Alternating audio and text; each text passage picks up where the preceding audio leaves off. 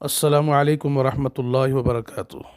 سامعین کرام، ارادہ ہوا کہ اردو املا کے متعلق قسط وار آپ حضرات کی خدمت میں ضروری باتیں پیش کی جائیں۔ آج پہلی قسط ہے۔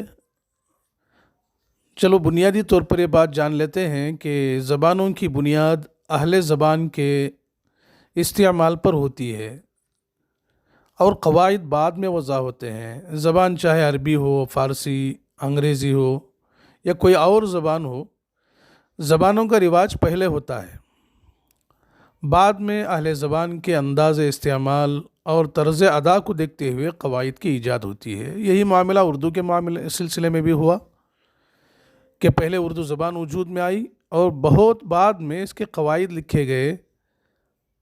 خاص اردو سے متعلق جو قواعد تحریر ہوئے ہیں وہ 3 قسم کے ہیں۔ نمبر 1، قواعد املا۔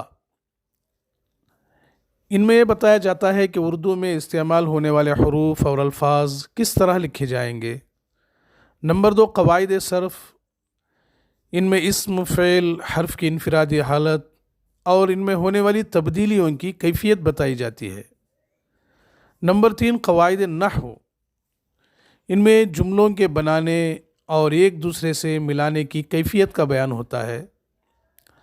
اب ہم جو قسط وار پیش کرنے جا رہے ہیں وہ صرف قواعد املا ہیں، جن میں اردو کے استعمال ہونے والے جو حروف ہیں اور الفاظ ہیں کس طرح لکھے جائیں گے، کس لفظ کو کن حروف کے ساتھ لکھا جانا مناسب اور صحیح ہے اور کس طرح لکھا جانا غلط ہے، یہ ساری باتیں سامنے آئیں گی۔ آج بس اتنا ہی۔ والسلام علیکم ورحمۃ اللہ وبرکاتہ۔